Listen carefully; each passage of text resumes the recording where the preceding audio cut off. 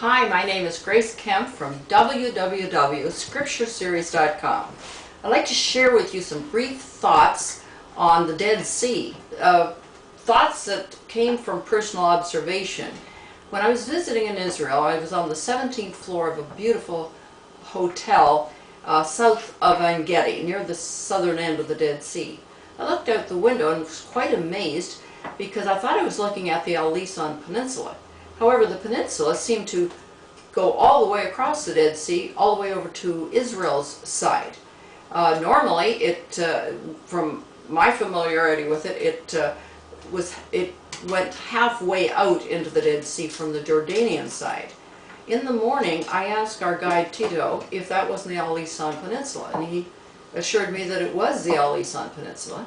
I said, well, how come it's all the way across the Dead Sea? In other words, dividing the Dead Sea into two bodies of water. He said, well, of course, the water is receding at the rate of a yard a year at the Dead Sea. Consequently, the Al Lisan now goes all the way across.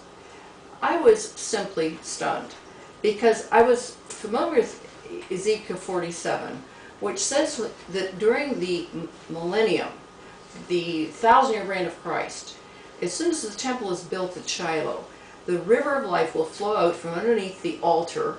It will flow east, and then it'll flow south past Jerusalem, and then it'll divide, part of it going to the Mediterranean and part of it going toward the Jordan. When the river of life flows from the Jordan into the Dead Sea, it says it brings healing to the northern part of the Dead Sea. In other words, the Dead Sea, it says, that now supports no life whatsoever, will be teeming with fish and fishermen, and the water will be healed, it says in Ezekiel 47. I'd always wondered, because it says clearly that the southern part of the Dead Sea will not be healed. It will remain salty, the marshy, shallow area. The southern end of the Dead Sea is only 35 feet deep, and the northern end is about 1,300 feet deep. So I thought, well, you've got one body of water, the top northern part is salty, or is actually turned into fresh water, where the second part, the lower part, remains salty.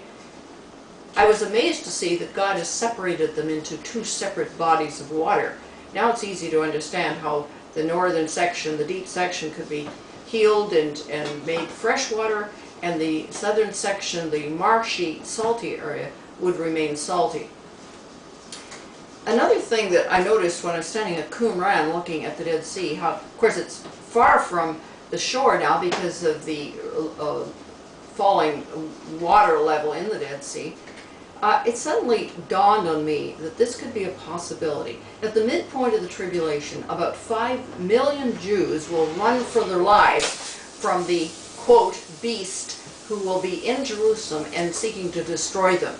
This is where it says in Matthew, you know, if you're in the field, don't go back to your house. Run. Flee to the wilderness, and I will give you wings of great eagle to speed you up as you travel. These Jews will be running toward the wilderness, which is the Dead Sea area. And when we drove down the road on the eastern side of the Dead Sea, I realized that it could not accommodate 5 million people.